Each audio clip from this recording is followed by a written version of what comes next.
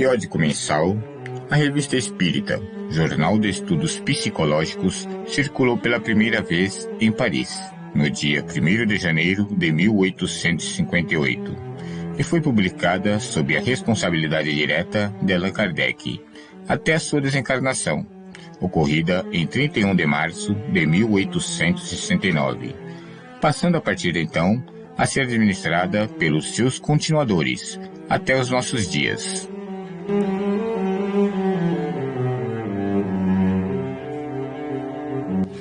Allan Kardec transformou-a numa espécie de tribuna livre, na qual sondava a reação dos homens e a impressão dos espíritos acerca de determinados assuntos, ainda hipotéticos ou mal compreendidos, enquanto desaguardava a confirmação, utilizando o critério da concordância e da universalidade do ensino dos espíritos.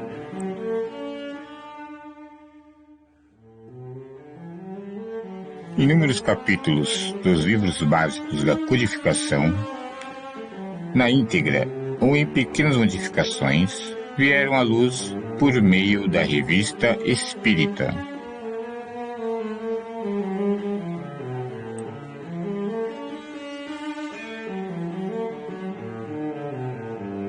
Pelas suas páginas admiráveis, desfilam os assuntos mais diversos, desde a fenomenologia mediúnica, nos seus variados matizes, até as dissertações da mais pura moral evangélica, a vida no mundo espiritual, a sorte futura reservada aos que praticam e aos que não praticam o bem, a justiça da reencarnação, a bondade e a misericórdia divina. Enfim, os princípios fundamentais em que se assenta o Espiritismo.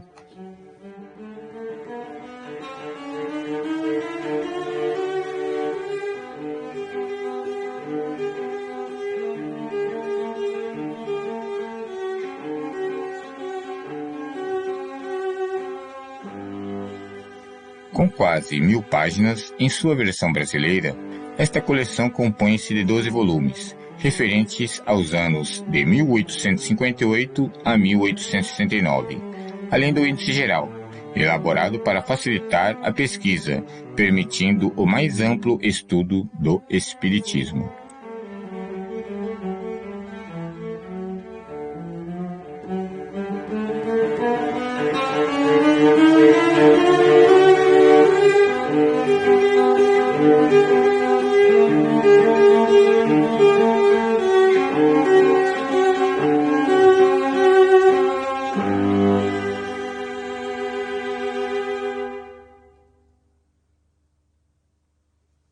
De todos os princípios fundamentais da doutrina espírita, um dos mais importantes e incontestável é aquele que estabelece as diferentes ordens de espíritos. Este princípio nos conduz diretamente à Revista Espírita de fevereiro de 1858, na matéria Diferentes Ordens de Espíritos.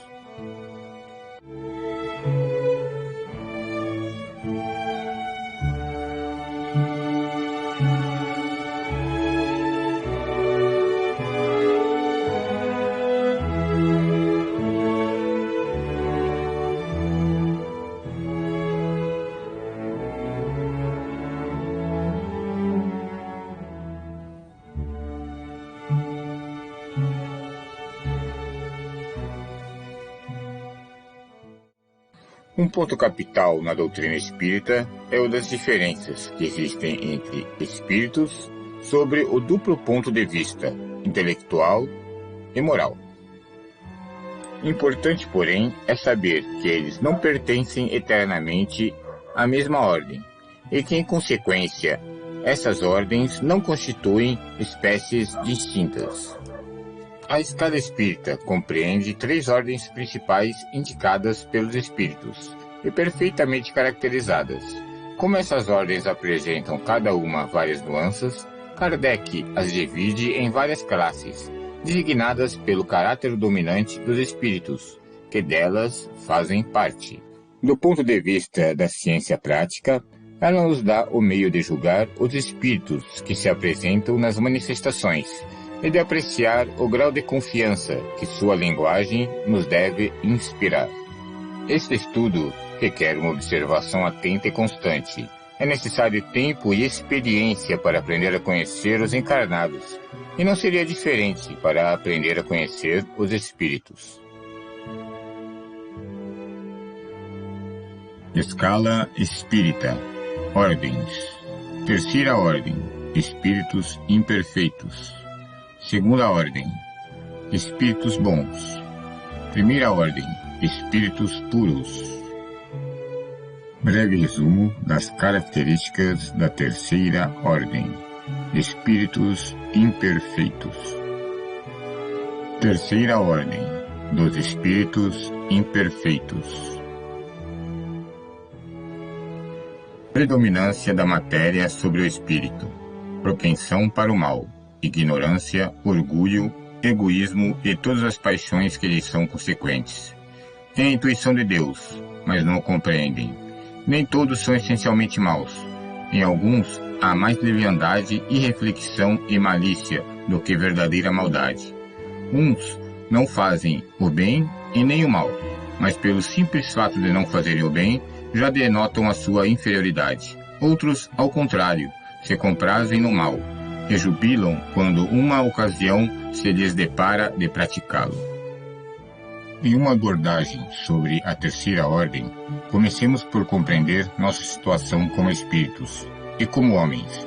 Segundo a ciência espírita, não somos um corpo carnal que tem um espírito. Somos um espírito temporariamente revestido de um corpo físico, com o objetivo de progredir. O espírito enfermeiro Lísias, no livro Nosso Lar, recomenda a André Luiz, que havia chegado ao mundo espiritual há pouco tempo, em situação deplorável de inferioridade. Lísias lhe diz: André, convém não esquecer, contudo, que a realização nobre exige 3 requisitos fundamentais. Primeiro, desejar. Segundo, saber desejar. O terceiro, merecer. Ou por outros termos, vontade ativa, trabalho persistente e merecimento justo. André Luiz, no prefácio do livro Nosso Lar, nos recomenda: acendei vossas luzes, antes de atravessar a grande sombra. Buscai a verdade antes que a verdade vos surpreenda. Suai agora, para não chorar depois. Segunda ordem. Espíritos bons. Breve resumo sobre as características dos espíritos bons. Predominância do espírito sobre a matéria. Desejo do bem. Suas qualidades e poderes para o bem estão em relação com o grau de adiantamento que hajam alcançado. Uns têm a ciência, outros a sabedoria e a bondade. Os mais adiantados reúnem o saber as qualidades morais.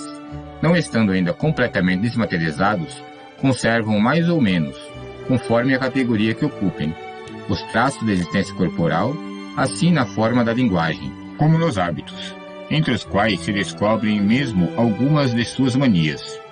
De outro modo, seriam espíritos perfeitos. Em uma breve abordagem sobre a segunda ordem, percebemos que os bons espíritos ainda possuem alguns requisitos da matéria. Outra característica dos bons espíritos é a falta de sentimentos, como inveja, remorso e más paixões. Hábitos nocivos que constituem o tormento dos espíritos imperfeitos. Para ser um espírito bom, requer muitas vidas. O amadurecimento deste ser é conquistado com a integração do amor puro, sem distinção de raça, pátria ou credo.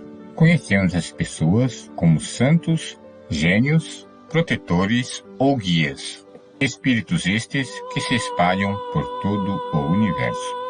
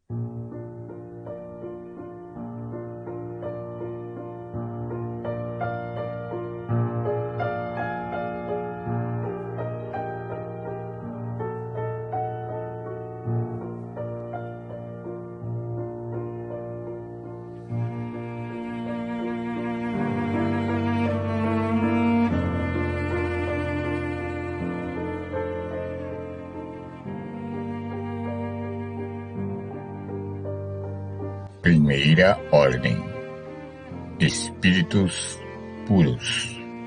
Características gerais dos espíritos puros: nenhuma influência da matéria, superioridade intelectual e moral absoluta com relação aos espíritos de outras ordens.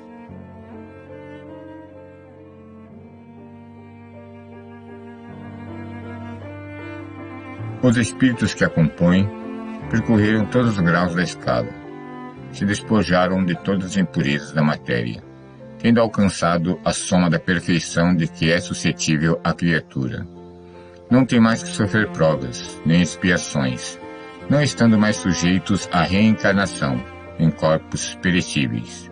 Realizam a vida eterna no seio de Deus. Gozam de inalterável felicidade, porque não se acham submetidos às necessidades, nem às vicissitudes da vida material. Esta felicidade, porém, não é a ociosidade monótona, a transcorrer em perpétua contemplação. Eles são os mensageiros e os ministros de Deus, cujas ordens executam para a manutenção da harmonia universal. São designados, às vezes, pelos nomes de anjos, arcanjos ou serafins. Segundo Emmanuel, no livro A Caminho da Luz, há uma comunidade de espíritos puros, eleitos pelo Senhor Supremo do Universo, em cujas mãos se conservam as rédeas diretoras da vida de todas as coletividades planetárias. São os espíritos crísticos. Jesus é membro dessa comunidade de seres angélicos e perfeitos, na categoria de diretor espiritual da Terra.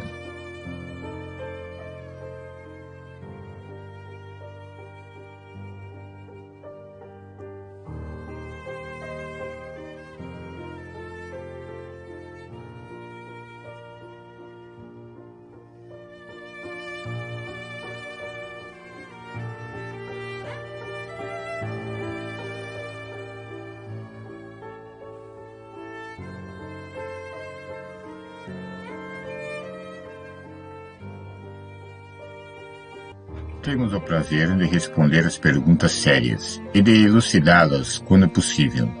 A discussão é tanto mais útil com pessoas de boa fé, que estudaram e querem se aprofundar nas coisas, pois é trabalhar para o progresso da ciência que tanto é ociosa, com os que julgam sem conhecimento e querem saber sem se darem ao trabalho de aprender. Allan Kardec, Revista Espírita, setembro de 1863.